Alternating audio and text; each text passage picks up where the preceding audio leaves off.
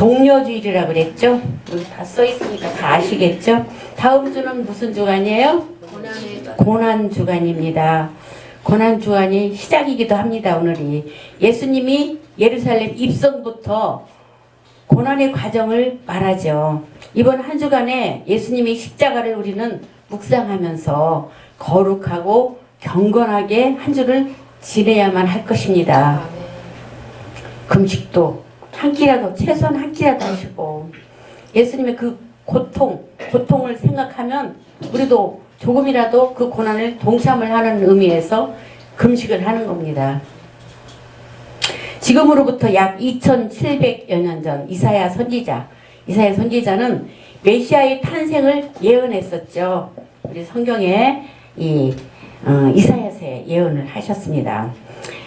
교부 폴리잡은 이사야 53장을 가리켜서 황금 같은 장이라고 그랬어요. 성경 중에서도 이사야 53장을 황금 같은 장이다라고 말했다 그래요.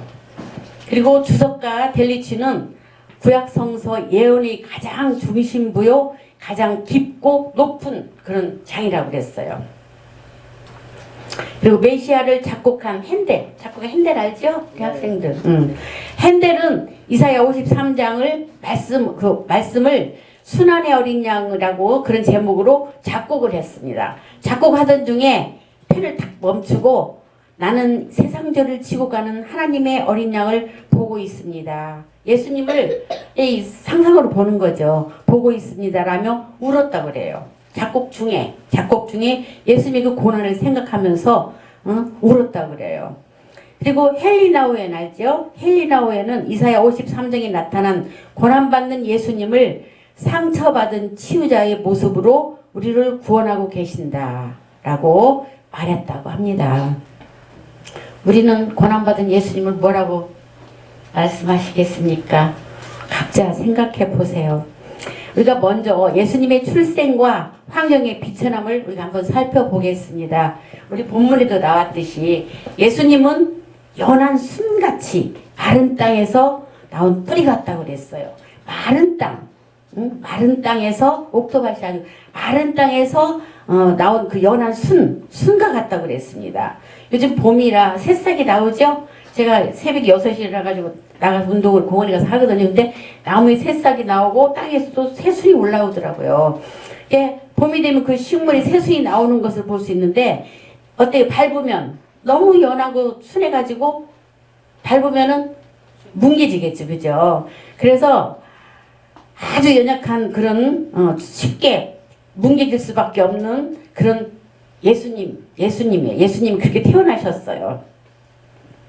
하나님의 아들이요 만왕의 왕이고 만주의 주께서 연한 순같이 아무런 힘도 없이 자라났다는 것입니다. 태어나시고 또한 고운 모양도 없다 그래. 잘생기지도 않았다 그랬어. 풍채도 없어. 너무 빈약해요. 그렇게 태어나셨는데 예수 그리스도는 어린아이 때 그렇게 태어나셨는데 이사야가 보기에도 존경할 만한 그런 인물이 아니었어요.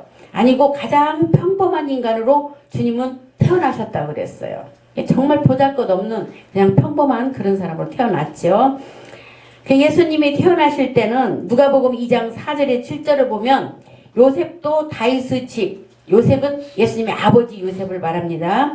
요셉도 다윗의 집 족속이므로 갈릴리 나사렛 동네에서 유대를 향하여 베들레헴이라는 다윗의 동네로 그 약혼한 마리아와 함께 호적하러 올라가니 마리아가 이미 잉태하였더라. 거기 있을 그때에 해산할 날이 차서 첫 아들을 낳아 강보로 싸서 구유에 뉘었으니 이는 여관에 있을 곳이 없음이르라 라고 말씀하십니다. 그래서 마구간에서 비천하게 태어나셨다는 것입니다. 예수님은 여관이 없어서 마구간에 태어나셨다고 그래요. 이사야가 예언한 그대로 이루어진 상태를 설명하고 있는 것입니다. 출생부터 이렇게 비천하게 태어나셨어요. 예수님께 대한 인간들의 대접은 어땠나? 예수님은 유대인의 사회에서 자라면서 인간들의 대접을 받지 못했어요. 유대교의 제도와 조직 안에서 그는 설 곳이 없었어요. 유대인의 사회에서 예수님을 따돌림을 당하고 오직 예수님을 찾아오는 사람들은 어떤 사람? 병들고, 헐벗고, 굶주리고, 힘없고, 능력 없는 사람들만이 예수님을 찾아왔었어요. 마태복음 4장 23절에서 24절에 보면 예수께서 온 갈릴리에 두루 다니사 그들의 회당에서 가르치시며 천국 복음을 전파하시며 백성 중에 모든 병과 모든 약한 것을 고치시고 그의 소문이 온 수리아에 퍼진지라.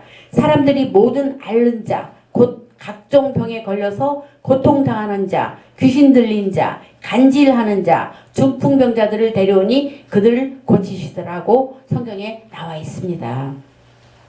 이사야가 예언한 그대로죠. 평범한 사람, 중류사의 사람들은 완전히 예수님을 무시했어요. 우리 본문에 나왔죠. 무시했어요. 예수님께서는 병 고치고 사람들을 돌보는 일만 하셨어요. 처음에. 하나님 말씀도 가르치시고 오늘날도 예수님이 계신 곳에 나오면 고침을 받을 수가 있습니다. 그래서 교회 나오면 성령님께서 치료해 주십니다. 믿음으로 치료받는 거죠. 교회는 수많은 영육간에 병든 사람을 치료하는 병원이 되어야 됩니다. 주님은 성령을 통해서 치료하는 역사를 베풀어 주는 것입니다. 세 번째는 예수님의 진정한 모습과 사명에 대해서 우리가 살펴보겠습니다. 예수 그리스도의 삶 자체가 우리의 질고를 몸에 짊어지고 그로 인한 슬픔을 당한 삶이었습니다. 우리의 질고를 짊어지고 사는 그런 슬픔을 당한 삶이었다고 그랬어요. 이것이 진정한 예수님의 모습이었습니다. 그 당시 사람들은 그걸 이해하지 못했어요. 하나님이 예수님을 미워해서 징벌로 삶의 고난을 받고 십자가를 지게 했다고 부정적으로만 생각했어요. 유대인들이. 마음이 괴로운 것은 사람들 눈에 잘 안 보이죠. 그죠? 육신적으로 괴로운 거는 보이지만 실상 눈에 보이는 상처보다 그 눈에 안 보이는 상처가 더 클까요? 크겠죠. 그죠? 그걸 그 사람들은 모르고 예수님을 무시하고 미워하고 괴롭히고 그랬죠. 이사야서 52장 14절에 보면 전에는 그의 모양이 타인보다 상하였고 그의 모습이 사람들보다 상하였으므로 많은 사람이 그에 대하여 놀랐거니와 라고 기록되어 있습니다. 그리고 마가복음 15장 16절 20절에도 보면 군병들이 예수를 오늘 영상 보듯이 군병들이 예수를 끌고 브라이도리온이라는 뜰 안으로 들어가서 온 군대를 모으고 예수에게 자색옷을 입히고 가시관을 엮어서 씌우고 격려하면서 아까도 거기 군이 격려하는 게 나오더라고요. 엎드려서 절하고 격려하면서 유대인의 왕이여 평안할지어다 라고 그러면서 갈대로 그의 머리를 치면서 침을 뱉으면서 꿇어 절하다가 희롱을 했습니다. 그리고는 다 이제 하고 나서 자색 옷을 다시 벗기고 도로 예수님의 그 옷, 그 팬티 같은 그런 옷을 입히고 십자가에 못 박으려고 끌고 나갔다고 이 마가복음 말씀에 나와 있죠. 우리는 예수님의 죽음을 생각하면 그저 그냥 단순히 십자가 형틀에 달려서 돌아가신 것만을 생각합니다. 그러나 그 연구하는 사람들인데 연구의 결과에 의하면 제일 마지막 순서가 십자가에 못 박히는 것이었어요. 마지막 순서가. 그 당시 죄인에게 대한 형벌은 심한 채찍으로부터 시작이 되었습니다. 그 채찍 끝에는 뭐가 붙었다고 그랬어요? 납과 동물의 뼈가. 그래서 한번 탁 치면 그 납과 뼈가 살을 탁 찍어가지고 확 잡아다니면 살이 찢어져. 살이 찢어지고 뼈까지 상한다고 그랬어요. 뼈까지. 얼마나 아프겠어요. 그거를 별로 비명도 지르지 않고 참으셨잖아요. 아까 영상에 봤죠? 너무 가슴 아파서 눈물이 안 나올 수가 없죠. 그 고통은 엄청난 것이어서 매를 맞다가 충격으로 죽는 죄인들도 많았다고 그래요. 그 채찍이 너무 심해가지고. 유대인의 법에는 한 번에 몇 대를 받는다고 그랬어요? 39대. 40대에서 한 대에 빠진 39대라고 한 번 맞는 게. 예수님을 때린 사람들은 그 법을 모르는 이방인이라고 그랬어요. 그래서 그 개수도 세지 않고 무작정 때렸어. 무작정. 그래가지고 때리는 사람들 나중에 지쳐서 때릴 수 없을 만큼 때린 거예요. 그래가지고 그런 매를 맞으시고도 예수님은 끝끝내 일어나셔가지고 십자가를 지고 나가셨다고 합니다.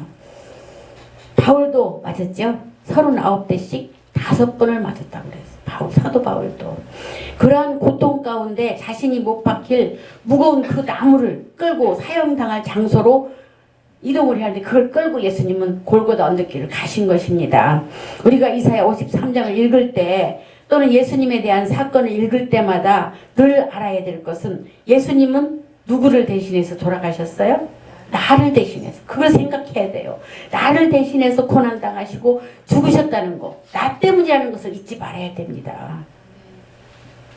고난을 당했다는 것은 우리를 정말 우리 때문에, 우리 죄 때문에, 우리 죄를 대신 짊어지고 그렇게 고통을 당하시고 돌아가셨다는 걸 우리는 절대로 잊으면 안 돼요. 그래서 항상 예수님의 은혜를 생각하면 가슴이 묘지고 눈물이 나와야 됩니다. 캠퍼스 대학의 해부학 교수인 하워드 베스키 교수는 십자가형의 고통을 사실적으로 분석했는데 몸에 십자가에 이제 어떻게 매달렸어요? 양손과 두 발만 못을 박아가지고 매달리지 묶지도 않았잖아요. 그래서 체중을 이 못으로만 지탱을 하는 거예요. 그럼 얼마나 아프겠어요. 못이 그 무게를 지탱했으니까. 그래서 살이 찢어지고 많은 피를 더 쏟으면 통증이 아주 극심하고 가슴으로부터 팔에 이르는 근육들이 극도로 늘어져서 팽창해서 호흡장애를 일으켜서 숨을 쉴 수가 없다 그래요. 산소가 부족해서 온몸에 또 경련이 일어난다 그래요. 그 고통을 우리가 말로 표현할 수가 없어요. 너무너무 고통스러웠기 때문에. 그래서 너무 고통스러워서 몸을 좀 움직이면은 어때요? 더 아프지, 더 아파. 그 못 박힌 손과 발이 더 아픈 거예요. 우리 조 집사님 오는 것 같아. 체중이 발끝에 조금이라도 움직이면 체중이 발끝에 꽂힌 못에 실리게 돼서 고통은 더욱 가중된다고 합니다. 바로 이러한 고통을 주님은 몇 시간 동안? 6시간 동안을 그 고통을 당하고 십자가에 매달려 계시다가 숨이 끊어지신 것입니다. 온몸에 물 한 방울, 피 한 방울 남기지 않으시고 다 쏟으셨다고 그랬어요. 죽었는지 확인하려고 군인이 옆구리 창을 찔려고 그랬어요. 그래서 더 많이 쏟아졌지요. 그 영화에 보면은 십자가 밑에 핏물이 막 강물이 흐르듯이 흘러내리는 거 보았죠? 그래서 우리는 이 한 주간, 고난 주간에 그 예수님의 그 고통, 나 대신해서 고통당하심을 생각하면서 정말 경건하게, 거룩하게 보내야 될 것입니다. 그래서 전에 제가 있던 교회 목사님은 고난 주간은 결혼도 못하게 했어요. 결혼 날짜 잡으면 안 된다고. 어디 놀러도 가지 말고 경건하게, 거룩하게 지내야 될 것입니다. 1992년에 USA 투데이 국제부 편집장 잭 켈리, 그 편집장, 신문사 편집장입니다. 잭 켈리는 소말리아의 기근이 일어나가지고 기근 상태를 편집하려고 이제 그 기자로서 갔어요. 직접 목격하고 이제 글을 쓰려고 갔습니다. 그런데 그 사람이 하는 말이 여기. 우리 사진 기자가 한 아이에게 자신이 갖고 있던 자몽을 주었대요. 한 아이에게. 자몽을 주었는데 그 아이는 자몽을 들 힘도 없어요. 왜? 굶어서. 너무 많이 굶어서 그걸 자몽 하나를 들 힘이 없어서 이 사진 기자가 반절 잘라가지고 반절을 줬어요. 그랬더니 반절을 들고 눈빛으로, 말할 힘도 없어서 눈빛으로 감사하다는 표현을 하고는 돌아서 가더래요. 그래서 따라가 봤대요. 그랬더니 자기 마을로 간 거예요. 자기 마을에 들어서는데 한쪽 모퉁이에 조그만 어린아이가 쓰러져 있는 거예요. 근데 그 아이가 거기로 가서 자몽을 한 입 물어서 씹어가지고 그 아이 입을 벌리고 무릎 꿇고 앉아서 입을 벌리고 입에다가 그 씹은 걸 넣어줬어요. 근데 그걸 넣어준 거를 씹을 힘도 없는 거예요. 걔는 거의 죽어가기 때문에. 그래서 입을 이렇게 턱을 움직여가지고 이렇게 씹도록 만들어서 넘겨주고 해가지고 그게 동생이에요. 걔 먹인 거예요. 나중에 들은 소식인데 2주 후에 들은 소식인데 그 형은 계속 먹을 걸 얻어다가 동생을 먹인 거예요. 걔가 씹어서 먹여가지고 동생은 살아났는데 형은 굶어 죽었다는 소식을 들었다고 그래요. 요즘에 그런 형제 우애가 있을까요? 없어요. 형제가 서로 욕심부리고 싸우지요. 너무 가슴 아픈 얘기죠? 형의 희생으로 생명을 얻은 동생과 같이 우리도 우리의 힘으로 결코 우리도 살아갈 힘이 없어요. 싸우시 살아갈 힘 능력도 없어요. 죄인이기 때문에. 굶어 죽어가던 동생과 같이 우리 힘으로는 살아갈 도리가 없는 거예요. 죄덩어리이기 때문에. 그런데 그 형처럼 예수님이 대신 죽으시면서 우리의 죄를 용서받고 살리신 거예요. 그래서 그 형과 아우의 그 동생의 그 예를 드리는 겁니다. 예수님이 그 형하고 똑같은 거예요. 대신 죽은 거예요. 나를 대신해 우리를 대신해서 주님이 모든 고난을 다 당하시고 죽으신 것입니다.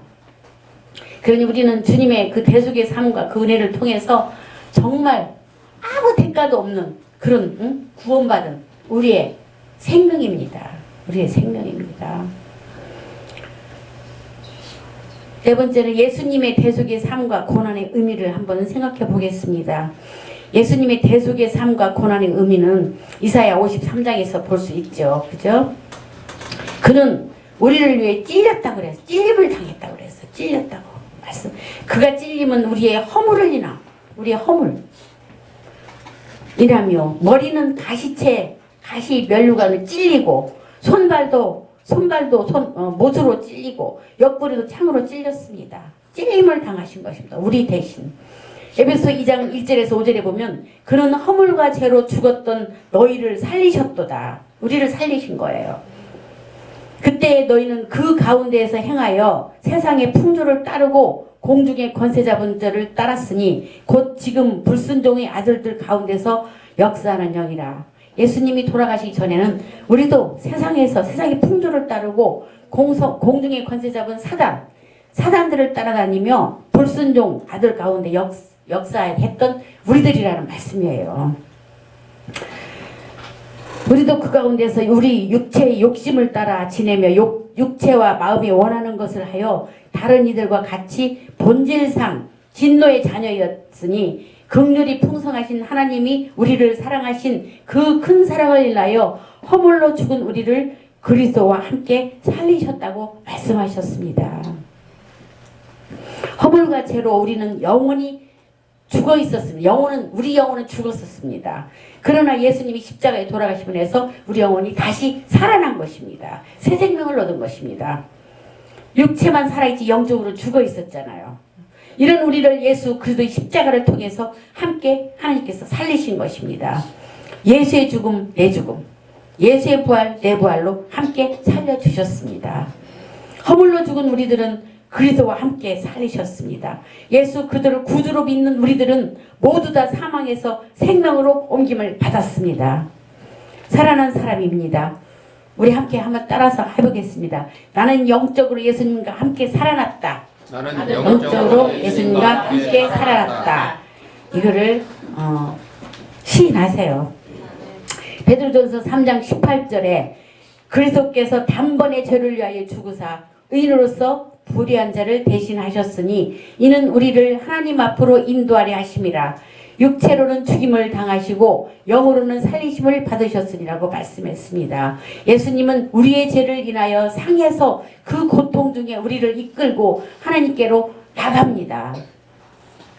예수님의 보혈을 통해서 우리는 아버지 제가 브로치로 오늘 이거를 달고 왔어요. 어때요? 빨간색 하트예요. 그래서 일부러 이걸 달았어. 예수님의 보혈의 사랑, 예수님의 사랑, 보혈의 사랑이라고 그러는 걸 좀 의미하는 의미에서 제가 이걸 달았어. 우리 둘째 딸이 애들이 사준 건데 이 생각이 나가지고. 그래서 예수님의 보혈의 사랑으로 우리는 다시 살아나서 깨끗해졌잖아요. 죄를 용서받고. 그래서 이 하얀 목걸이를 하고 왔습니다.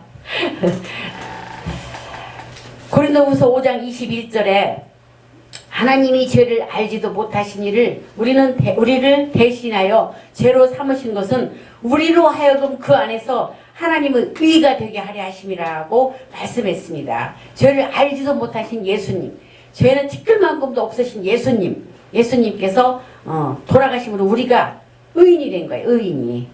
응? 의인이라 우리가 의인이 됐다고 그랬죠. 의인이 된 것이 아니라 의 자체가 된 거예요. 의 자체가 된 거예요. 얼마나 이게 큰 은혜입니까? 사단이 우리를 참수할 수 없는 그러한 상태가 의예요. 의. 이 엄청난 의로운 의가 우리 힘으로 될 수 있습니까? 절대로 우리 힘으로는 할 수가 없습니다. 오직 예수님 때문에 의롭게 된 것입니다. 여러분들이 의롭게 된 것입니다. 예수님이 우리를 대신하여 죄를 짊어지셨으니 우리는 예수님을 통해서만이 의인이 된 것입니다. 네덜란드 유명한 화가 렘브란트는 성화를 많이 그렸습니다. 그 가운데 예수님께서 십자가에 돌아가시는 장면을 그린 그림이 있었어요. 이 그림을 보면 예수님이 고통을 당하시면서 십자가에서 돌아가시는 모습을 아주 생생하게 그려져 있어요. 거기에는 마리아와 사람들이 예수님 주변에 서서 울고 있거나 탄식하고 있는 그런 두려워하는 모습이 그 표정에 하나같이 살아있다고 그래요. 그림 너무 잘 그려요. 그런데 중요한 것은 그의 그림 한쪽 구석에 렘프란트 자신의 모습을 거기다 그려놓았다고 그래요. 왜냐? 렘프란트는 그 현장에 자신이 있었다고 자기 생각을 한 거예요. 그러면서 예수님께서 바로 나를 위해 죽으셨기 때문이라고 내 모습도 그 그림 안에 그려 넣었다는 그런 얘기도 있습니다.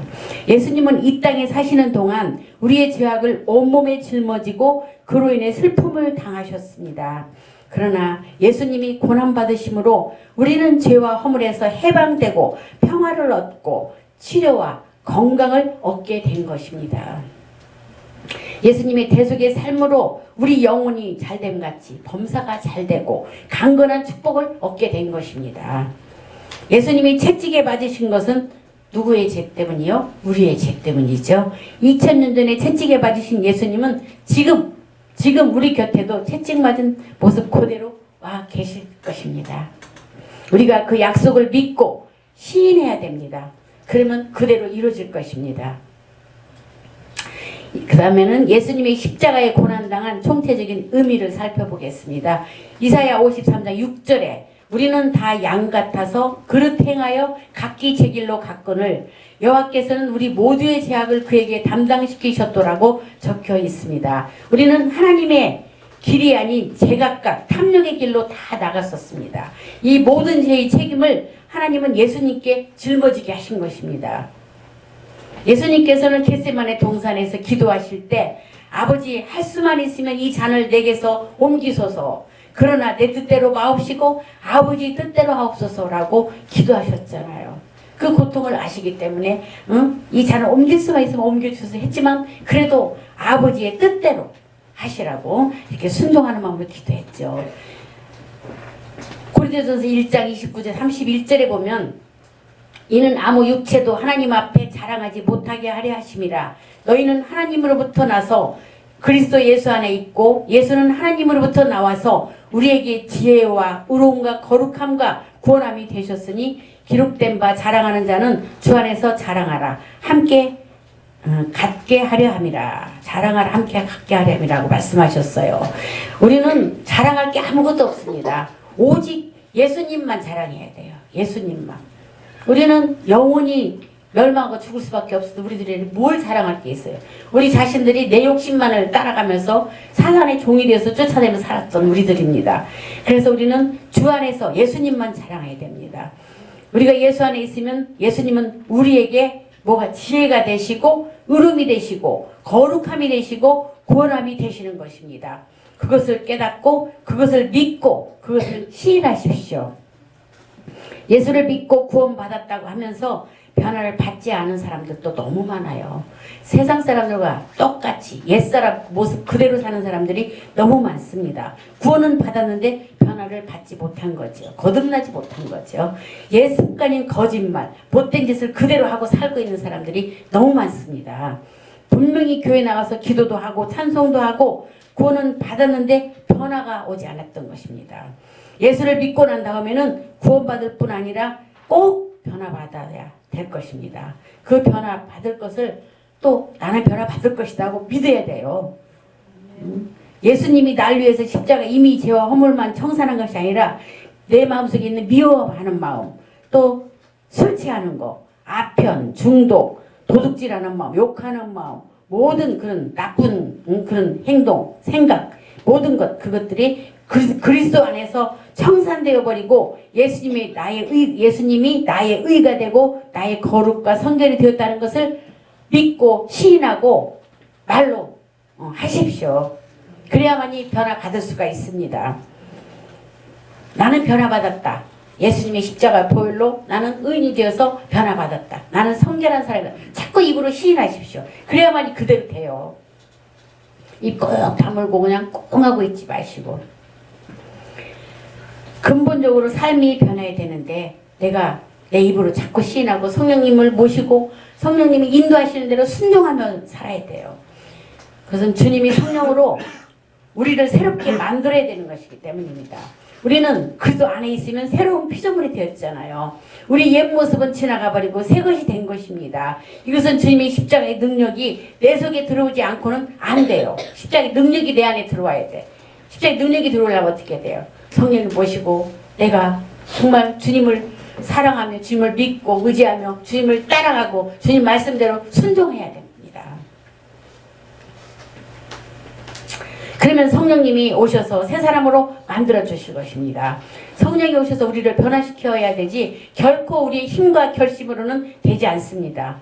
전지전능하신 하나님의 계획과 섭리를 우리 인간의 머리로는 이해할 수가 없어요. 덧셈 뺄셈도 하지 못하는 유치원 어린아이가 선생님께 미분적분을 가르쳐달라고 하면 선생님이 가르쳐 주겠어요? 웃지요. 그죠? 허허하고 웃을 것입니다. 그 더하기 빼기도 못하는 아이가 미분적분을 어떻게 합니까? 설명해도 알아듣지도 못하지요. 아인슈타인 박사가 우리에게 상대성 원리를 설명해줘도 수학과 물리학의 문외한인 우리들은 그 말이 무슨 말인지 못 알아듣습니다. 그런데 하물며 하나님께서 말씀하실 때 피조물인 우리가 일일이 그 내용을, 그 말씀의 내용을 다 안다고 하면 그건 거짓말이죠. 우리가 성경 말씀 읽어도 다 이해하고 다 압니까? 우리 모르죠. 그죠? 읽고 은혜 받다 보면 깨달음으로 하나님이 알려주시는 거죠. 하나님이 하신 것을 우리가 어떻게 다 할 수 있겠습니까? 그래서 그냥 믿어야 돼요. 자꾸 뭐 따지고 왜 이러냐 저러냐 따질 것도 없어요. 무조건 믿어야 됩니다. 밥을 먹기 전에 단백질, 탄수화물, 비타민 등 함량을 영양가를 계산해서 알아야만 먹을 수 있다면 우리는 다 굶어 죽을 거예요. 가정에서 그렇게 한다면. 한 시인은 이렇게 말했습니다. 나룻배가 바다를 담을 수 없듯이 인간의 조그만 가슴이 하나님의 넓은 세계를 다 담을 수가 없다고 말했다고 합니다. 그러므로 예수님이 이 땅에 오셔서 우리의 죄를 위해 고통받으시고 십자가의 고난을 당하시는 것에 대해 사람들은 도무지 이해가 안 되는 거죠. 어떻게 예수님이 돌아가셨다고 내 죄가 다 용서받냐? 이해를 못하는 거죠.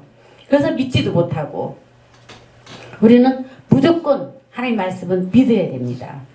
그렇게 많이 듣고 그렇게 많이 배웠는데도 끝까지 이해를 안 하는 사람들이 너무 많아요. 하나님의 사랑은 영원한 섭리 안에서 독생자 예수님을 우리에게 주셔서 모든 우리의 죄와 허물을 사하해 주시고 우리를 통해 하나님이 기뻐하시는 뜻을 이루려고 하신 것인데 그 하나님의 사랑도 우리가 모릅니다. 그 하나님의 넓고 깊고 높은 그 하나님의 사랑을 우리는 몰라요. 만분의 1도 모릅니다.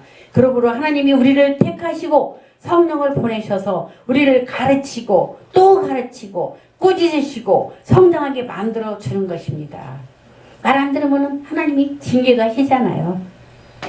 우리 예수 믿는 사람은 눈으로 보고 귀로 듣고 냄새를 맡고 맛보는 이 세계에서 사는 것이 아니라 이 세계를 초월해서 이 세상의 우주 만물을 초월해서 하나님의 말씀의 지식과 성령으로 우리 마음에 주시는 꿈과 믿음과 입술의 시인을 통해서 새로운 세계를 만들어 살아야 합니다.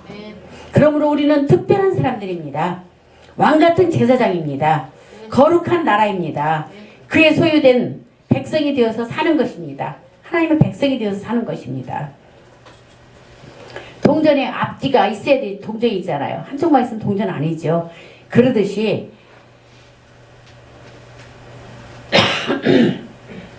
죽음이 있으면 부활이 있습니다. 예수님이 부활하시지 않았으면 우리가 예수 믿을 필요가 없죠. 그죠? 죽음이 있으면 부활이 있고 부활이 있으면 죽음이 되는 것입니다. 그러므로 우리 모두 예수 그리스도의 죽음과 부활을 우리가 믿고 가슴에 받아들여서 완전히 새로운 삶을 살 수 있기를 주님의 이름으로 축원합니다. 아멘. 기도하겠습니다. 하나님 아버지, 십자가를 늘 바라보고 세상